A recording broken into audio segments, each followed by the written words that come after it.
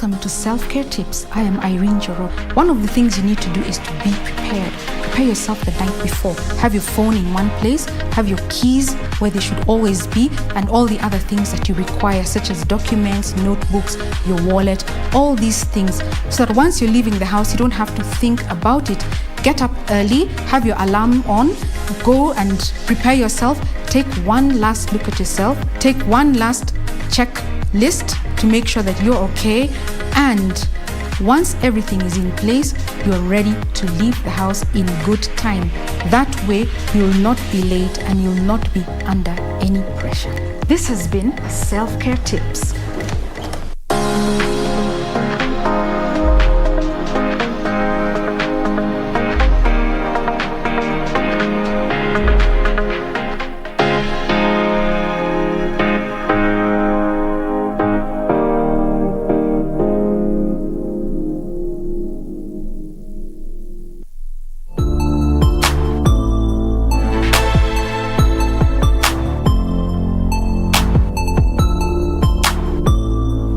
Form 2, it came back. The condition came back, and now it was even worse. When I was in class 5, somebody proposed to my mother to take me to a certain herbalist.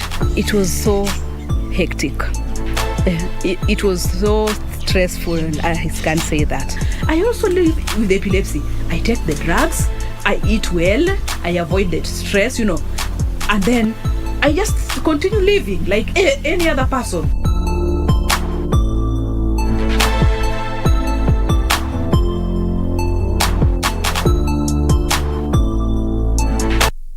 Kenya Military Academy will be holding Cadet Pass-Out Parade this Friday, 26 November 2021. The parade consists of 320 cadets who have successfully completed the training. The event will be graced by President Uhuru Kenyatta.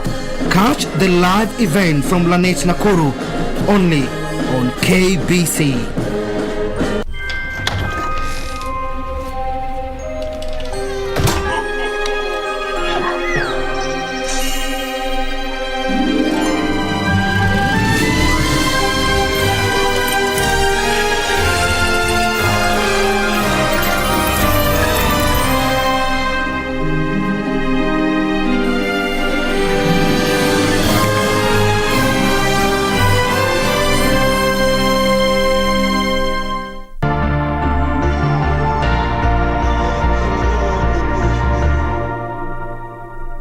My name is Mohamud Ahmed Mohamud, the CEO of Kenya Deposit Insurance Corporation, popularly known as KDIC. The corporation recently increased the protected sum from the previous 100,000 shillings to 500,000 shillings per account. This is the highest in sub-Saharan Africa.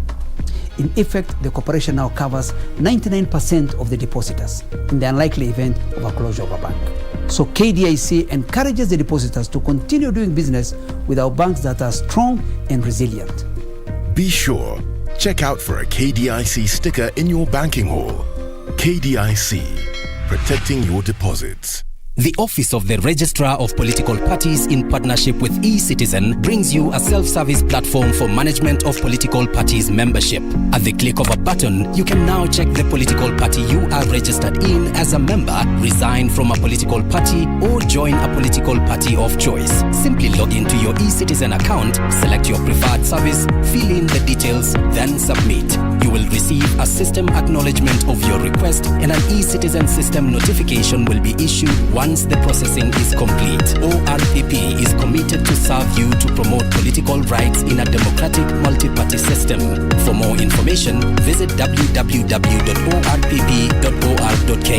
or engage us using our handles at ORPP Kenya across social media platforms. Your party, your choice.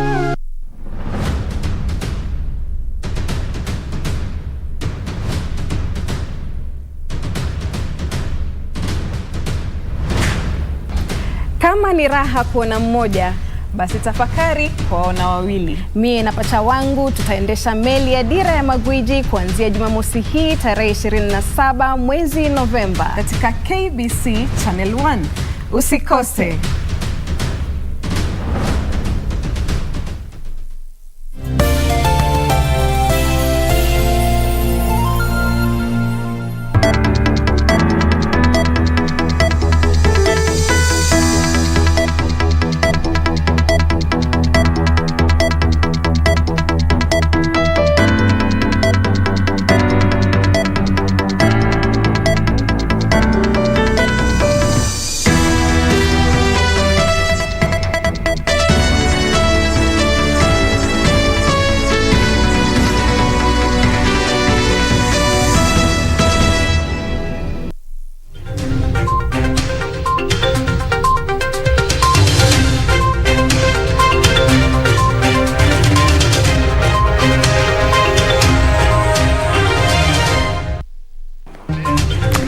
Good evening, welcome to Prime Edition. I am Cynthia Nyamai. We are so glad that you could join us tonight.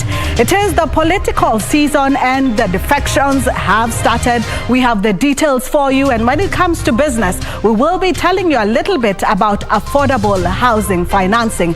And in sports, Karen Kibet is right here in studio with all the news for you. But first, let's start with the highlights.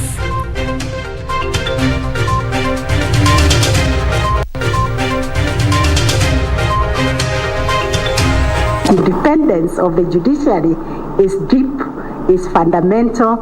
It cannot be taken away simply because I have sat with other agencies of government, with politicians.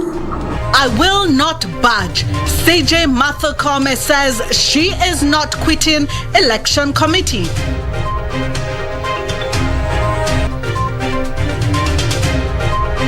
Mixed fortunes. CID boss George Kinoti elected to Interpol Executive Committee as contempt of court sentence hangs over his head. So anybody who is a senior citizen at the age of 75 should not be charged not only today, but every day.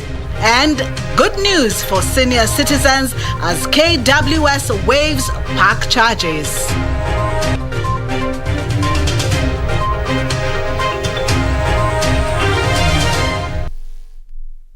Our sign language interpreter is Lensa Odingo. Remember, if you also have feedback for us, you can share it on our pages, KBC Channel 1 on Twitter, Facebook, and also Instagram. All right, Chief Justice Martha Kome has downplayed goals by the United Democratic Alliance to step down from the National Multi-Agency Consultative Forum on Election Preparedness. Kome says the Judicial Service Commission Act gives her the mandate to interlink government agencies, and as such, her involvement in the 2022 election preparedness is perfectly within the confines of the law.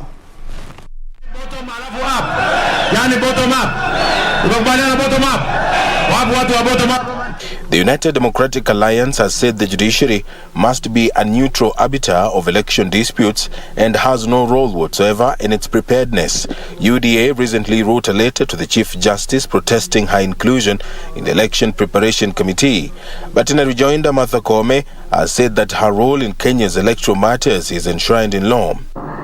The Judicial Service Act gives me the mandate to be the link for the judiciary with other government agencies and other arms of government. It also creates the National Council on the Administration of Justice, whose mandate is to collaborate and coordinate all the actors in the administration of justice to ensure that at the end of the day we render seamless services. So I ask myself, when I come now to meet politicians, what will they say about me? Politicians allied to the United Democratic Alliance allege that the judiciary, and by extension the Chief Justice, may be compromised by a section of the political class to influence the outcome of the 2022 general election and any ensuing election-related litigation. She's the natural arbiter, and we want her, when she sits, when these petitions are taken before courts of law, she should assume a position of being an arbiter and a neutral. Independence of the judiciary is deep, is fundamental. It cannot be taken away simply because I have sat with other agencies of government, with politicians. We are required by our constitution to collaborate and coordinate our affairs. Martha Kome was speaking at the devolution conference in Makueni County, where she implored on Kenyans to defend devolution and the independence of the judiciary. For Prime Edition in Makueni County, I am Edward Kabasa.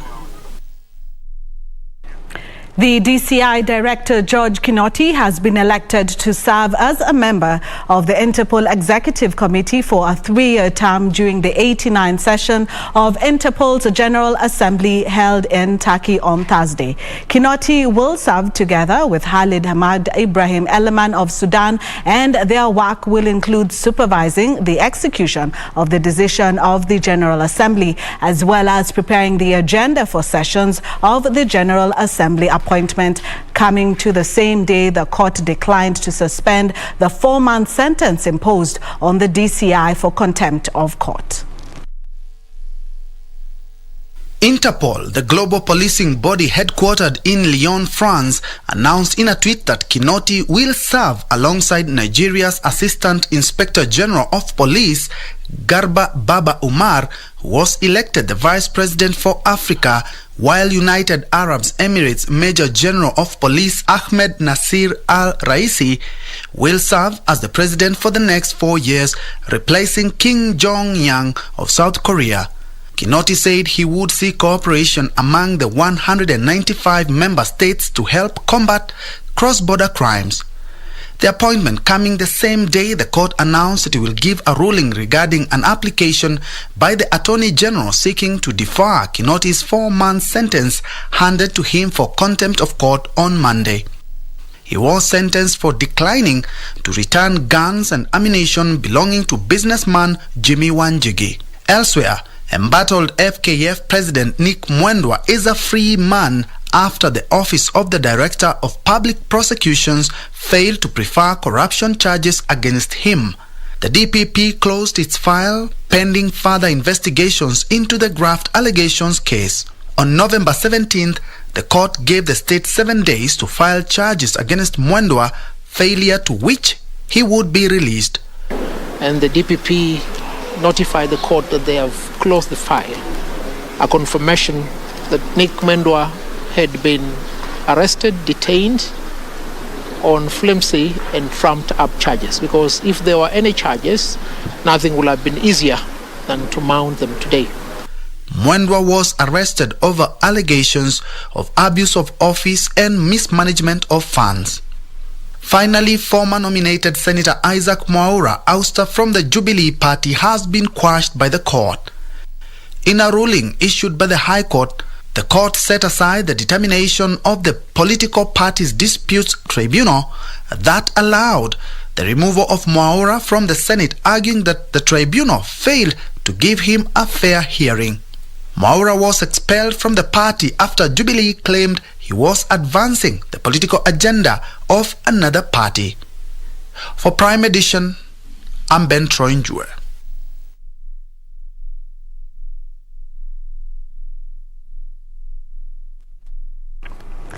Ford Kenya's deputy party leader, Richard Onyanka, has decamped to the Orange Democratic Movement. Onyanka, who is also Kitutu Chache's South MP, was among other defectors from the Gusii region received by party leader Raila Odinga. Raila assured aspirants free and fair party nominations, calling for unity of purpose. Orange Democratic Movement leader Raila Odinga says the party had learned its lessons over the years and will not allow the nomination process to be bungled like in the past. Tuligundua hiyo na tukakiri kwamba kulikuwa na makosa na tukaunda jopo kazi ifanye uchunguzi itueleze ni kitu gani ilifanyika na ni wapi. Hiyo kazi zizuru Kenya mzima, kenda katika kila branch, ikauliza watu nini na nini na nini. Na moja ya sababu ni hii mambo ya uteuzi. Sasa wakaandika ripoti. Kuna sababu zingine, lakini kwa sababu hii ndio yenyewe maongezo yake, tukasema tutarekebisha mambo ya uteuzi. Raila added that the party will do everything in its power to ensure justice and fair play. Members will vote either by a show of hands or by a division, this way, or through secret ballot. members themselves agree. We're going to do secret ballot, we're going to do show of hands, we're going to go do a division. Because it's easy. Kama mtu hajatosheka inarudiwa. Kama hajatosheka tena inarudiwa. Kama hajatosheka tena inarudiwa mpaka ridhike kwamba ameshindwa. The ODM leader made the remarks at Orange House in Nairobi after receiving a section of political leaders from Gusii region led by Kitutu Chache's South legislator Richard Onyonka, who have jumped ship to the Orange Democratic Movement. You know, I've been the deputy party leader of Fort Kenya. You know, I have been in politics for about 18 years. You know, I highly, highly respect you. We pray that God gives you the energy and the strength to become the president of this country, because I believe in you, I believe in what you say, and I believe in what you talk about. I've noted it.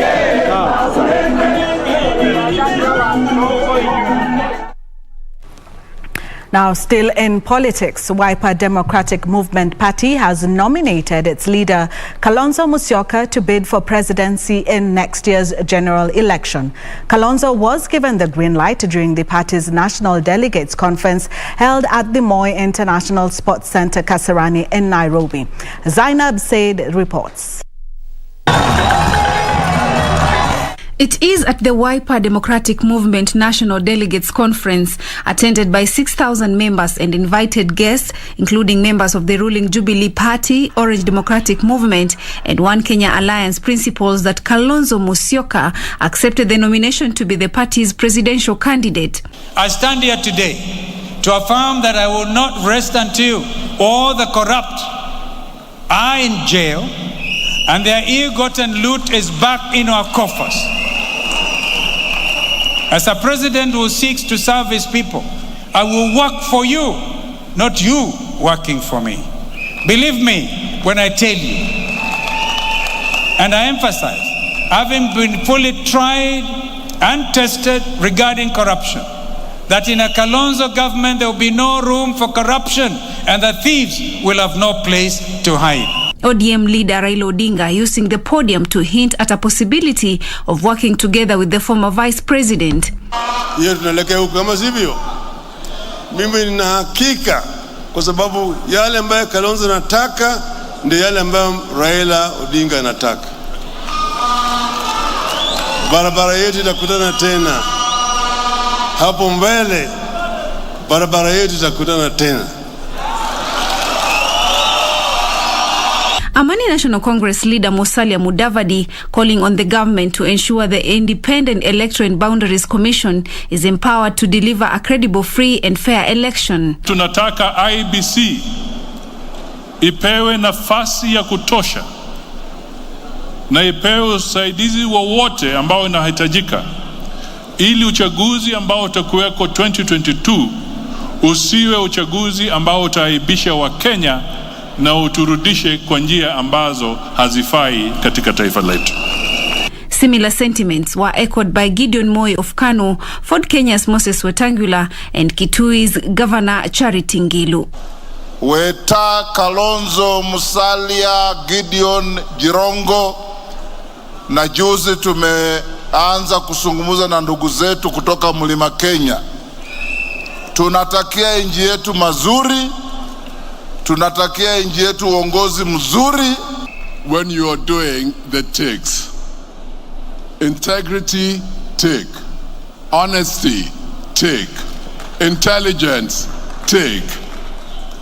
Trustworthy, take. All the above, take.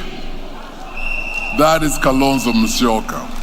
Raila Amolo Odinga, my plea to us sitting here is that we will still expect you to continue the talk for the sake of this country.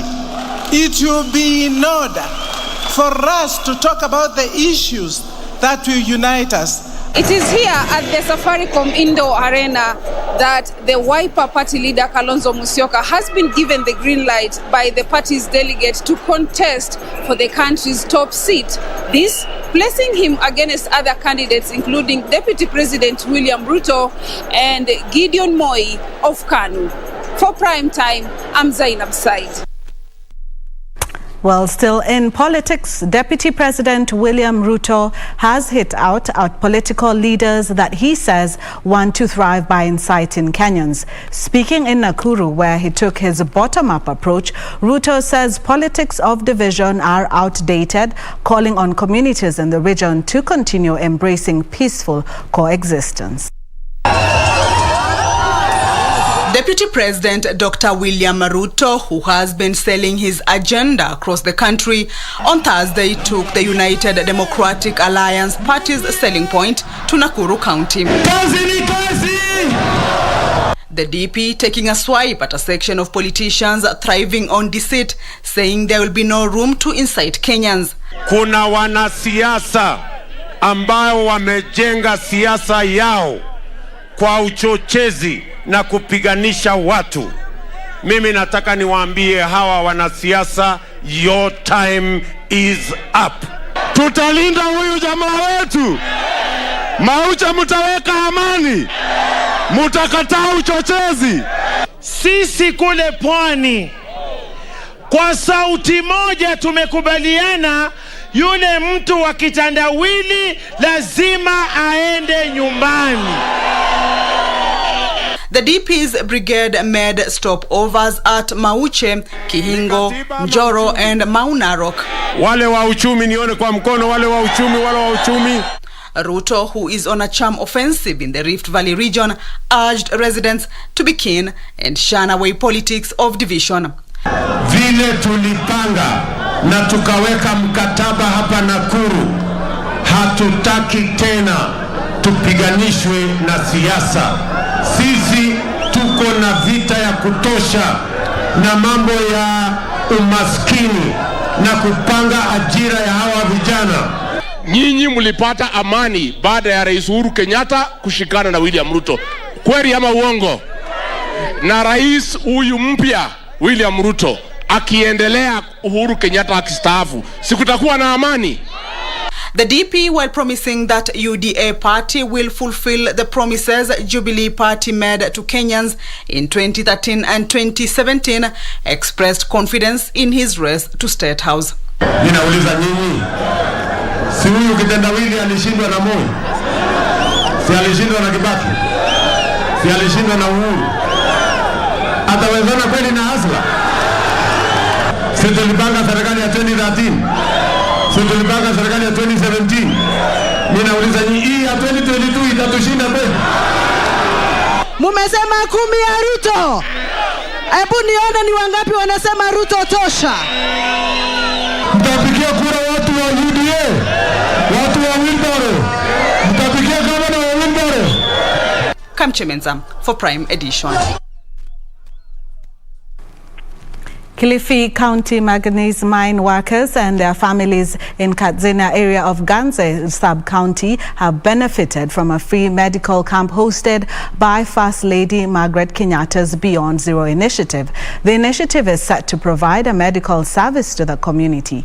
The camp was hosted by Beyond Zero in collaboration with Kilifi County Committee Organization, Beth Mugo Foundation and Lion Kenya, who offered an area of medical services. At least 210 mine workers and their families have benefited from the initiative. Besides medical services, the Beyond Zero initiative donated foodstuff to the mine workers, their families and the community.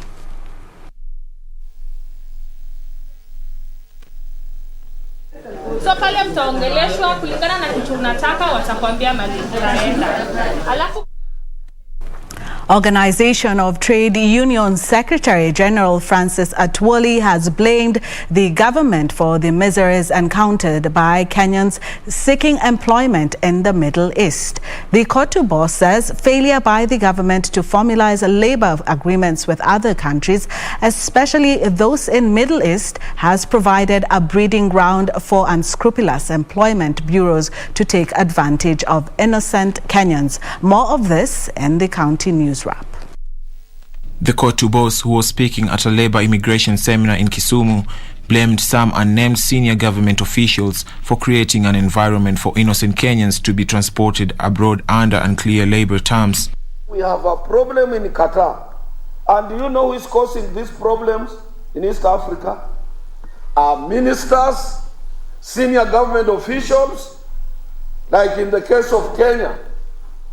Those people who own the employment bureaus and employment agencies are senior government officers. And Boni residents in Lamu County have raised concerns over the scarcity of the COVID-19 vaccines.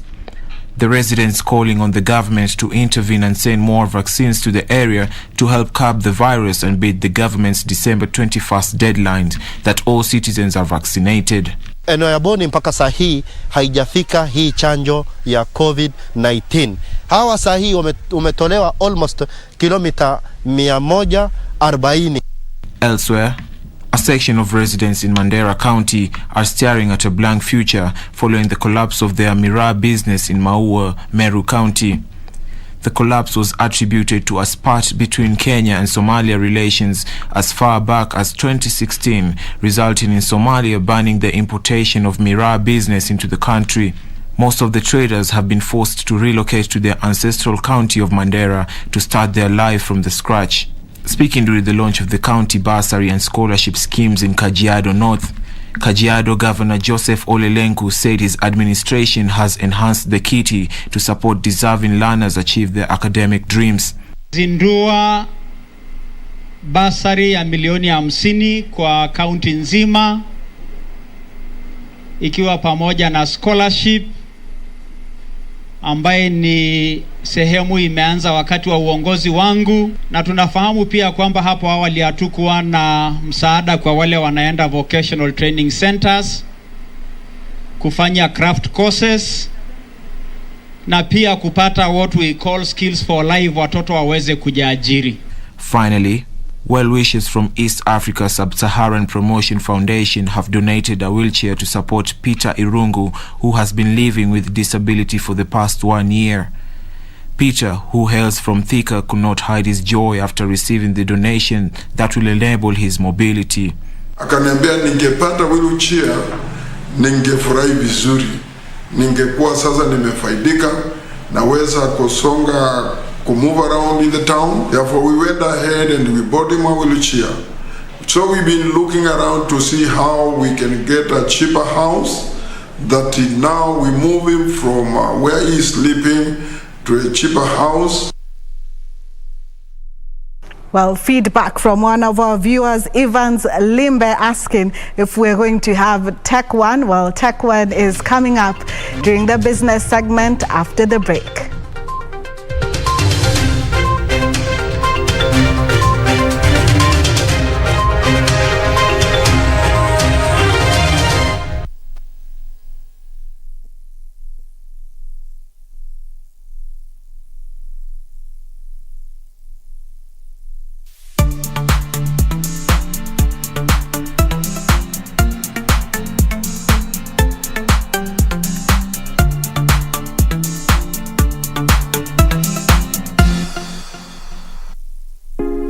The Kenya Medical Training College will hold its 90th graduation ceremony on December 2nd, 2021 at KMTC Graduation Square, Nairobi from 10 a.m.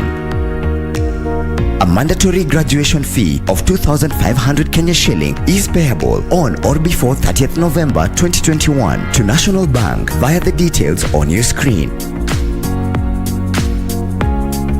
Adorning graduation gown will be optional, and graduates wishing to get one can visit KMTC headquarters in Nairobi from 15th to 29th November 2021. Join the event on the KMTC YouTube channel at KMTC Official. Visit www.kmtc.ac.ke for more information on the graduation, training programs, and application procedure. KMTC, training for better health.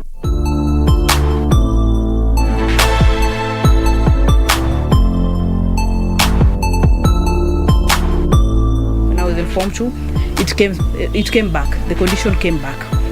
And now it was even worse. When I was in class 5, somebody proposed to my mother to take me to a certain herbalist. It was so hectic.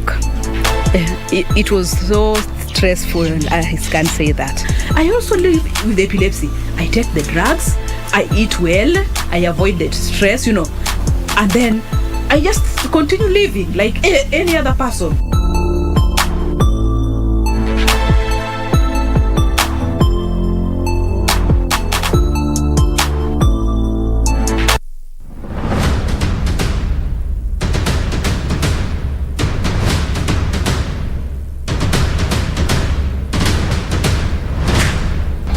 Kama ni raha kuona mmoja, basi tafakari kuona wawili. Mie na pacha wangu tutaendesha meli ya Dira ya Magwiji kuanzia Jumamosi hii tarehe 27 mwezi Novemba katika KBC Channel 1.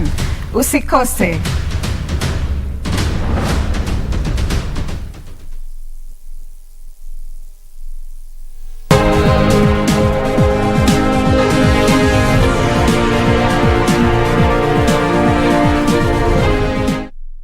Welcome back. And now to business. The European Investment Bank has joined finances supporting the Affordable Housing Plan in Kenya by announcing funding for a 22 billion shillings initiative to construct cheaper houses. The bank is supporting plans by International Housing Solutions Kenya to construct more than 8,200 new affordable and energy efficient homes for low and middle income families. As Teresa Mutai reports, the European Investment Bank is committing another 28 billion shillings in financing for businesses adversely affected by COVID-19. The European Investment Bank has made Nairobi its first regional hub in Africa and committed 50 billion shillings in financing for private sector COVID-19 resilience and investments in fragile contexts, as well as affordable and energy efficient housing. The bank is funding a new housing initiative that will focus on building homes and housing units that use best practice design to reduce energy and water use. To date, we have raised about $700 million from institutional investors, primarily focused on affordable housing. We have about 29,000 units we've completed. More than 8,200 new affordable houses would be constructed under the initiative, offering residents cooler homes in warm months as well as lower electricity and water bills. We have already begun identifying areas and places where we are going to operate. The European Investment Bank and the Cooperative Bank of Kenya has also announced a targeted financing initiative of 6.3 billion shillings for companies in sectors most challenged by COVID-19 pandemic. Kenyan companies will be able to access long-term loans in KSH with tenors of up to 7 years. Supporting us now with a 50 million euro facilities in Kenya shilling, that's about 6 billion Kenya shillings. And this line is going to SMEs who will be in a position to support SMEs recovering out of the COVID-19 epidemic that has been there. Cooperative Bank CEO Gideon Muriuki said the lender will immediately avail the cash to businesses to help fund acquisitions of tangible business assets, working capital, development of distribution networks, and contribute to recovery of businesses affected by COVID-19 challenges. Reporting for Prime Edition, I am Teresa Mutai. The government is challenging players in the energy sector to embrace technology that would not have adverse effects on the environment. Energy Cabinet Secretary Monica Juma says there is a need for interface between manufacturers and research institutions to grow Kenya's renewable energy sector, defined by homegrown green energy innovations. Kenya is targeting to reduce greenhouse emissions by 32% in the next 10 years, with emphasis on adoption of technology that reduce climate change. Manufacturers have welcomed the decision, saying there is a need to find a way of maintaining growth without harming the environment. We are happy that with government and as the association, we said we've been committed to saying that even as we grow this energy, we need clean energy. How can we grow this energy without impacting our environment negatively? Players in the energy sector are banking on partnerships to help take advantage of opportunities emerging in Kenya's growing renewable sector, even as some of them have begun embracing green energy solutions. We are also enhancing our deployment of renewable energy sources such as solar, and we had, as at June this year, constructed and commissioned 21 solar mini-grids in off-grid plants and are planning to construct another 100 with support from the World Bank. I dare say that this is a new sector, and so the discussions that are going on now, we must be part of that discussion that defines this pathway, that shapes the technology, that get involved in the production of the technology. And so all those things of ERDs, the research and development, the interface between manufacturing and our institutions of innovation, universities, research institutions, and so forth, must really be pursued consciously and deliberately. Kenya plans to raise 6.2 trillion shillings to execute policies and programs that will help to reduce greenhouse emissions, with 13% of this amount being sourced domestically. Alanauko, Prime Edition. ICT Cabinet Secretary Joe Musheru is rallying the academia and the private sector to work closely with the government in updating or redesigning ICT courses to meet the needs of the job market. Musheru says the government is keen on closing the gap between the digital market requirements and courses being taught in institutions of higher learning to meet the growing demand for ICT skills.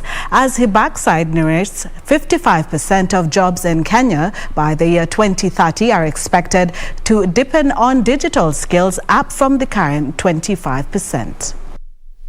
Kenya boasts of being Africa's Silicon Savannah, with 2 million youth working online currently, as the country targets to increase this sevenfold to 15 million by the year 2030. ICT Cabinet Secretary Joe Musheru says integration into the digital workspace requires a massive investment in relevant skills in order for the youth to take advantage of opportunities presented by the digital and gig economy.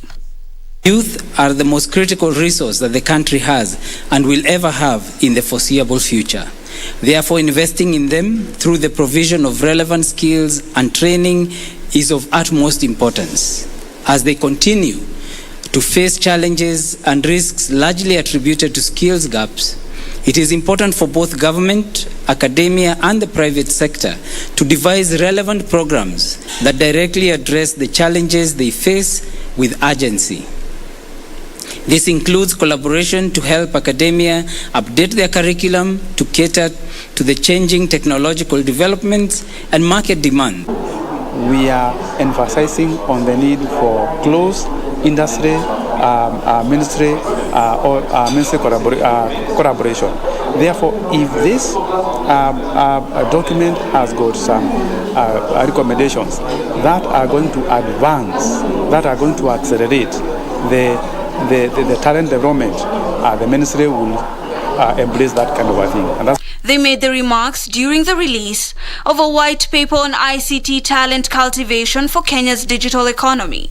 The white paper recommends policy shifts, enhancing ICT readiness for students from the most basic education level, an increase in the number of ICT students to meet the growing job demands, and establishment of a national ICT skills database. Kenya's digital economy is expected to generate 9.24 of the total GDP by 2025. The youths can take advantage of the digital transformation, then the issue of youth unemployment can also be solved. But we need to make our education respond to the digital transformation that is currently ongoing. The report notes that there is low adoption of e-learning in Kenya due to high costs of internet, few people owning devices that support e-learning, electricity challenges, and low ICT literacy levels. With a growing digital economy and institutions of higher learning only churning out 5,000 ICT certified students every year, will we be able to keep up with this new labor market? Reporting for Prime Edition, my name is Hibak Saeed. When passengers are traversing borders, customs officials have to check the items in their possession to ensure that they meet tax requirements and they have followed the legal procedure of crossing borders.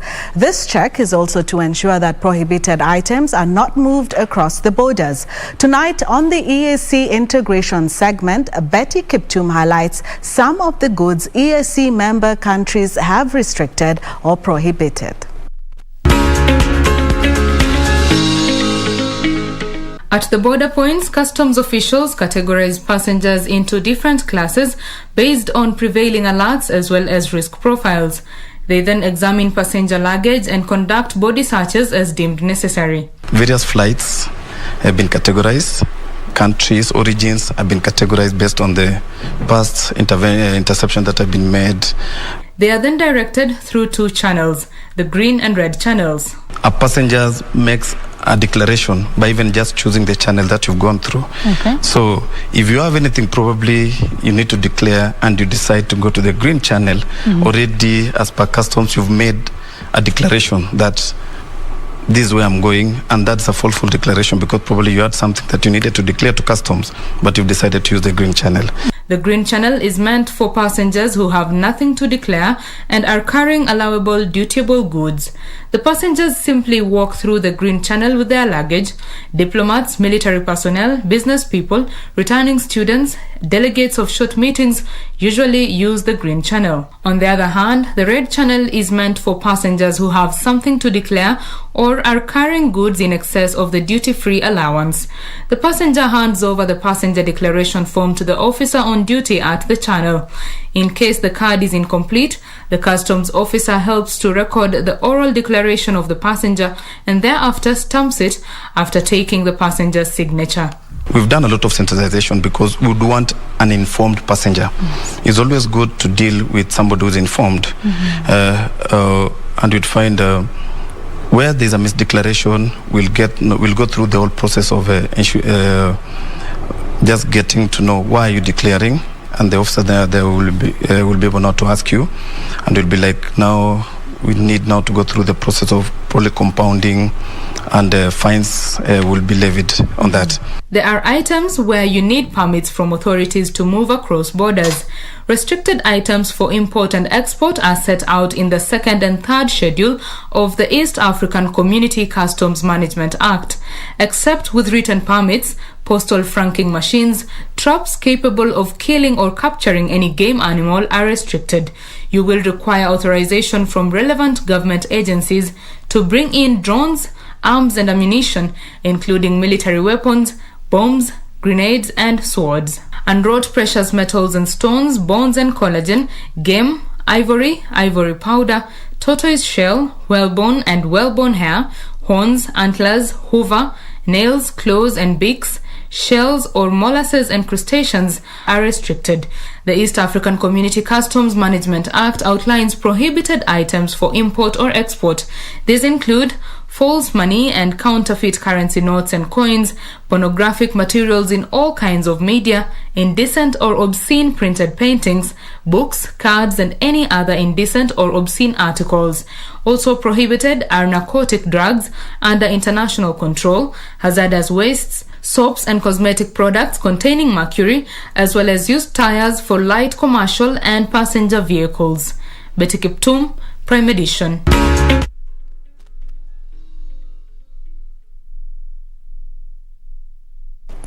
And now to some good news. Those aged 75 and above, accompanied by one person of their choice, a driver, a vehicle, will access the Nairobi National Park at no charge for the next 30 days. However, those who do not meet the age criteria will have to ensure they are among the first 75 visitors to the park on 16th December when the park marks its 75th anniversary to enjoy the freebie.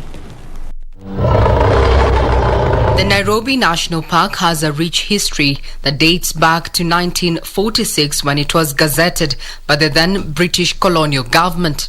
Since then, the park stands out globally as the only national park within a capital city. And as we prepare to celebrate the park's birthday, we acknowledge the many challenges and milestones that the park has gone through or has achieved, including what we are going through currently, which is the COVID-19 pandemic. As the park marks its 75th anniversary on the 6th of next month, the Ministry of Tourism and Wildlife has launched precursor events and programs to drive visitor numbers. Among them is free entry to 75-year-olds and above, accompanied by one person of their choice, a driver and a vehicle. So anybody who is a senior citizen at the age of 75 will allow you in. I know I'm not qualified. So all our senior citizens we want to give consideration, and in fact we will review the policy. All senior citizens at that age should not be charged not only today but every day. So when they want to enter, but alone, not with a group. Come January next year, visitors will be able to reserve their park visits online as part of a strategy to revitalize the tourism industry that includes individual branding of the country's national parks. So that you pay electronically, M-Pesa or by credit card, you book online. The Nairobi National Park, the first of its kind to be hosted within a capital city, opened its doors in 1946, and 75 years later, stakeholders are optimistic conservation is going to ensure that this iconic park remains here for generations to come, not only to entertain but also inform and push the conservation story far and wide. I'm Regina Manyara reporting for KBC.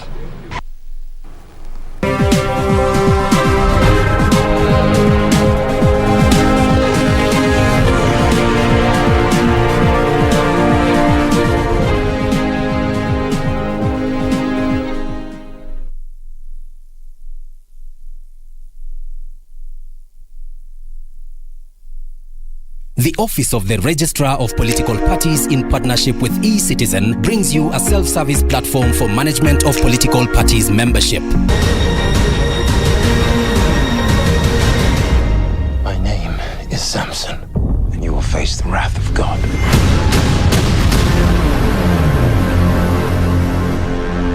For more information, visit www.orpp.or.ke or engage us using our handles at ORPP Kenya across social media platforms. Your party, your choice.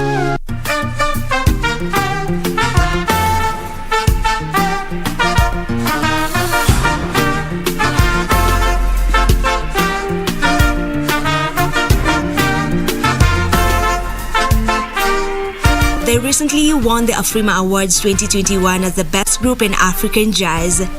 The collective sounds of their new EP describe African heritage, love, growth, culture, expression, uniqueness, and togetherness.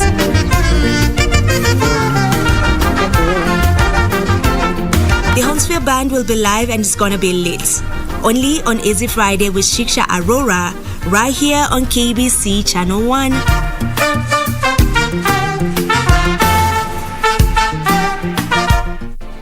Do you have a news story to share with KBC? Get in touch swiftly on email newsroom@kbc.co.ke, call 0723-892-654 or 0734-780-124. Kenya Military Academy will be holding Cadet Pass-Out Parade this Friday, 26 November 2021. The parade consists of 320 cadets who have successfully completed their training. The event will be graced by President Uhuru Kenyatta. Catch the live event from Lanet Nakuru only on KBC.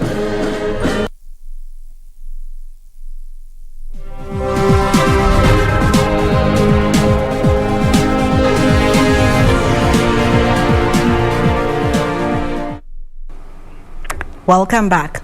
Now, cotton farmers in Busia County are appealing to the government to subsidize GMO cotton seeds ahead of planting season. They say that the high-yielding GMO variety is expensive as compared to ordinary varieties being freely distributed. A kilo of GMO cotton seed is retailing at 2,200 shillings. According to the latest data by the Agriculture and Food Authority, AFR, Kenya's cotton production increased 16% last year on better quality seeds to 3,495 tons, despite a 45% drop in the acreage under cash crop. Farmers grew cotton on 9,998 hectares of land in 2020, down from 18,000 hectares the previous year. In 2020, the government distributed 24 tons of superior hybrid GMO cotton seeds for planting by farmers on about 10,000 acres. The average price of cotton seed per kilo fell to 48 shillings last year from 52 shillings in 2019. And today, farmers from Busia County are calling on the Ministry of Agriculture to offer the GMO cotton seeds ahead of the planting season. They say the ordinary cotton seeds being freely distributed have low yields as compared to the GMO cotton that matures faster, and the yield per acre is much higher. Iko tofauti sana na ile variety ambayo tulikuwa tunaipanda mbeleni. Ile variety ambayo tulikuwa tunaipanda mbeleni ilikuwa ya kudiscourage wakulima. Lakini kwa kweli hii ukiangalia germination yake ni sawa sawa. Like last year germination yake ilikuwa kama almost 70%. Tulikuwa tunafikiria kwamba serikali itatuletea mbegu ya BT. Ametuletea tena ile mbegu ya kitambo ambayo ukipanda hata saa hii unaweza pata ameweka mbegu 100 na ile inaweka hata mbegu 10 tu peke yake. The farmers are appealing to the government to subsidize GMO cotton seeds or distribute the seeds on loan to attract more farmers. A kilo of GMO cotton is retailing at 2,200 shillings. Kwa naomba serikali kama ingewezekana wangeleta hiyo BT cotton kwa loan. Yani BT cotton seeds kwa loan, alafu wapeane wakulima. Serikali ingeleta hiyo mbegu, wakulima angepanda hii pamba kwa wingi sana, tungekuwa na pamba mingi sana katika jinari yetu ya Luanda.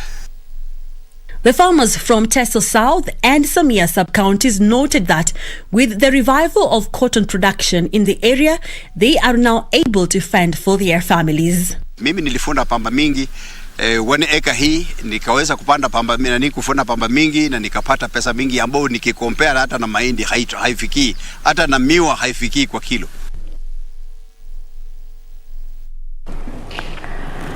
COVID-19 pandemic disrupted most businesses, reducing sales and profits. But for herbs and spices farmers in Kiambu, COVID-19 pandemic was a blessing since it grew demand and prices as it was believed that there was consumption that would boost immunity.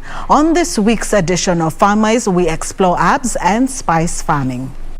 Over the years, tea and coffee have been the main high-value crops in Kiambu County, despite the fortunes and returns of the two cash crops dwindling.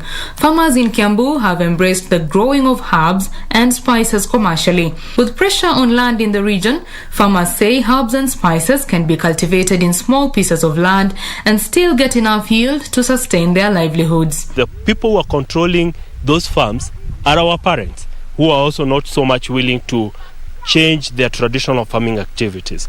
But we have done some comparisons with a quarter of an acre of herbs. Remember, herbs are high value crops. On an acre of land, one can produce up to 1.2 tons of herbs and spices, fetching about 240,000 shillings monthly. A quarter of an acre of herbs is equivalent to 3.5 acres of tea in terms of the economic aspect. So if you have 3.5 acres of land, it would be equivalent with quarter of an acre of herbs. Kimapato. Those diagnosed with lifestyle diseases are the key market for the farmers. Most of our main customers are the people who are struggling with what you call the NCDs, non-communicable diseases, the likes of diabetes, like of TB, ulcers, and all that. These are our main customers.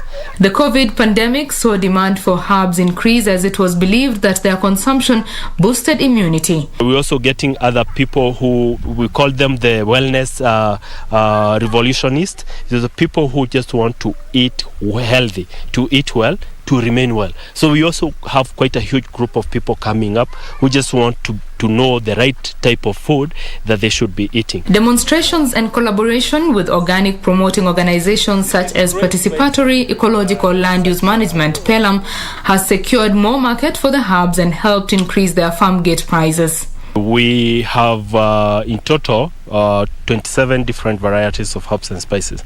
And then what we do, we have got a lot of agribusiness activities along herbs and spices farming, because one of the things that we do is to provide consultancy services through training interested farmers into the production and the business aspect of herbs and spices.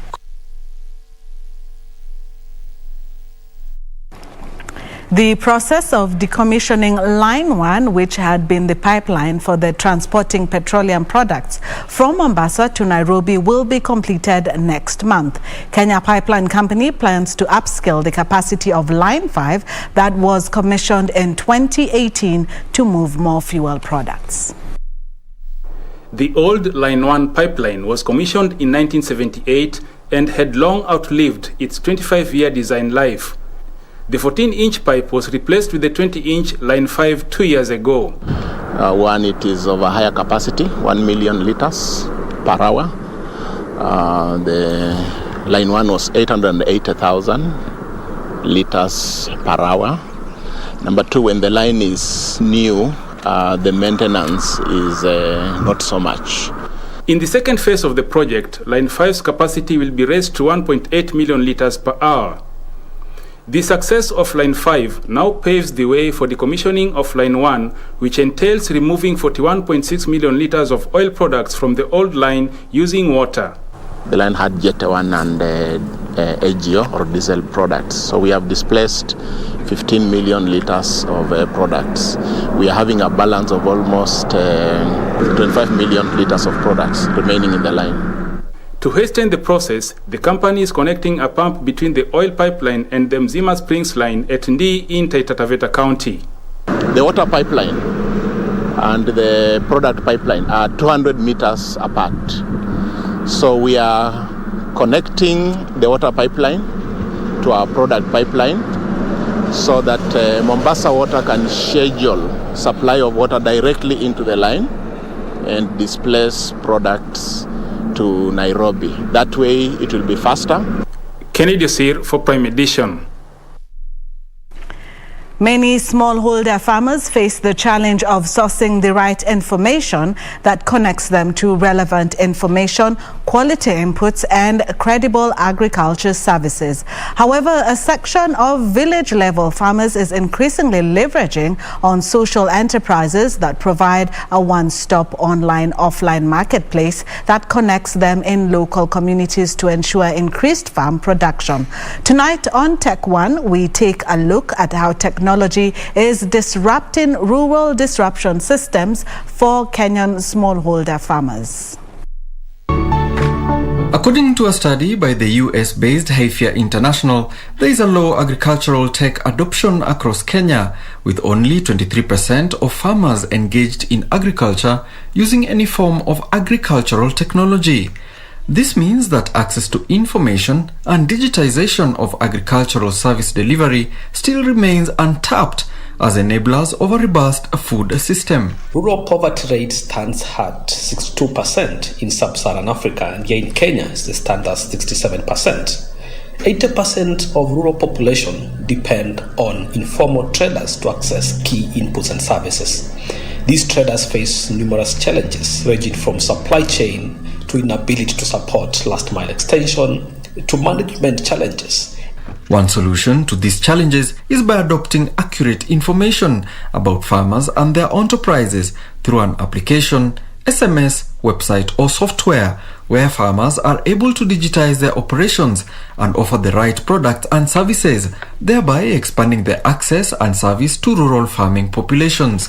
We provide a one-stop supply chain solution linking last-mile farmers to credible manufacturers of agriculture inputs, thereby addressing price exploitation, quality issues of inputs, and also increasing transparency of access of quality agricultural inputs to smaller farmers. Founded by Samuel Mungete, Kenyan startup Shamba Pride is one such innovation where farmers are able to connect via any kind of phone to get information relevant to their needs. This technology makes it possible to offer last mile extension and advisory services, and also informal traders that use this technology to digitize and modernize their business operations. A modern retail agriculture supply chain is long-term, is scalable and sustainable sustainable solution.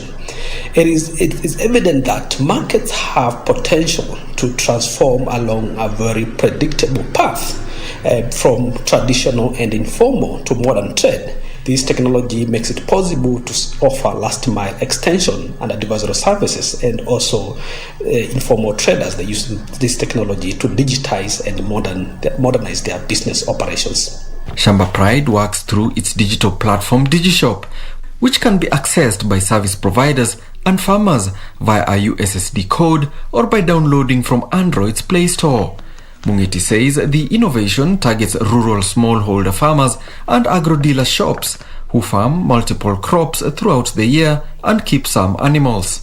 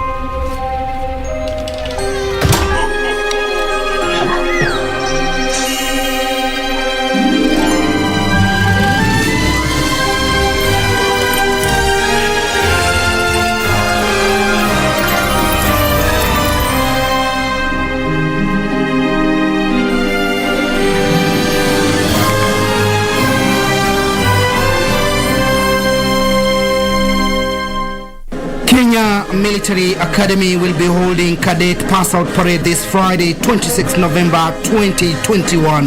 The parade consists of 320 cadets who have successfully completed their training. The event will be graced by President Uhuru Kenyatta. Catch the live event from Lanet Nakuru only on KBC.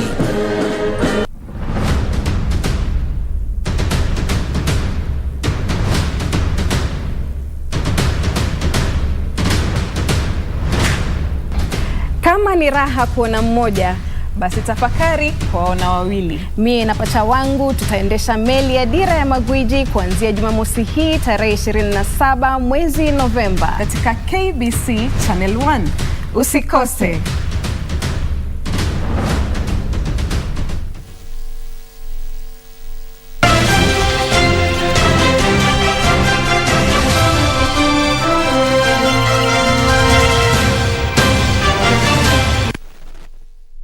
A very good evening to you. I do hope you're holding up well. Let's get sporty. My name is Karen Kibet.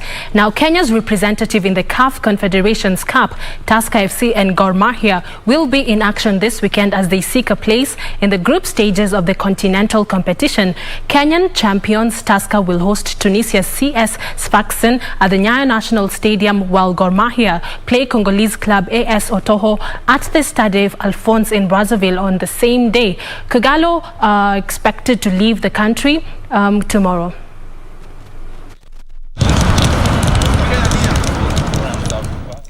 Former Kenya Premier League champions Gor Mahia will only have a travelling squad of 15 players when they head to Congo to play Otoho in their CAF Confederations Cup. Gor Mahia midfielder Sydney Ocheng has been ruled out of the first leg of the final preliminary round after he sustained a hamstring injury in the club's build-up match against Kisumu All-Stars last weekend, which Kogalo lost 2-1. Initially, the club had expressed optimism the experienced former Tusker player will be fit for the game, but it has not been the case. Ocheng's absence leaves the club with just 15 players ahead of the match. Meanwhile, Tusker FC will be at home against Tunisian side Sfaxien at the Nyao National Stadium. Tusker were relegated from the CAF Champions League after losing 5-0 on aggregate to Egyptian champions Zamalek. They had earlier disposed of Djibouti's Atasola 4-1 on aggregate before facing Zamalek.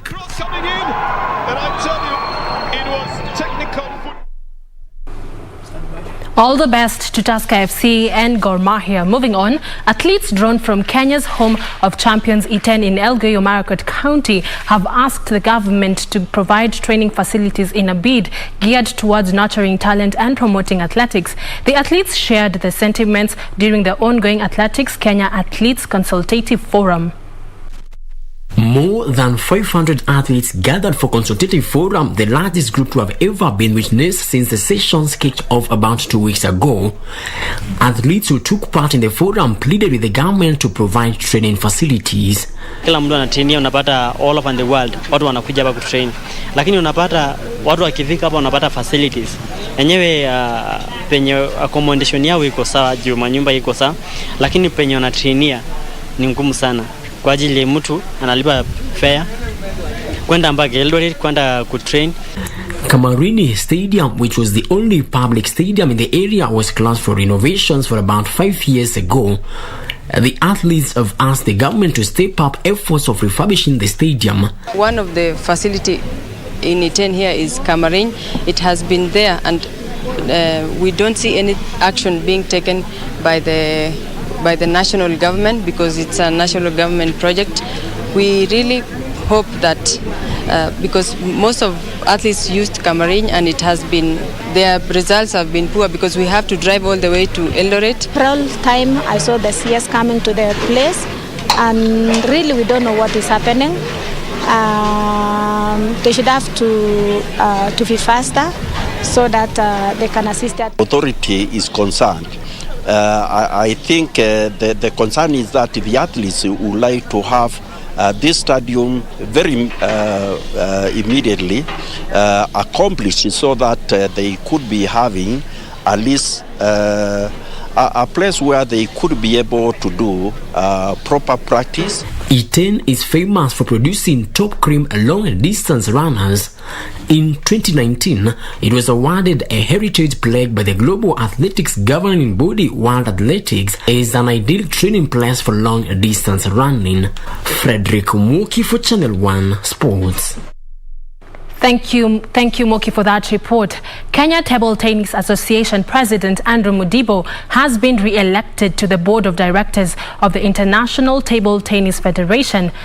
He was elected during the sports body's hybrid annual general meeting in Houston, America on Wednesday to become the only current sports Kenyan administrator holding high positions in both the continental and world body at the same time. During the international elections, Kenyan Jen Pinto, the president of KTTA, was appointed as the first female life honorary member of the ITTF. She becomes the first woman to have been awarded this position, making history in the process.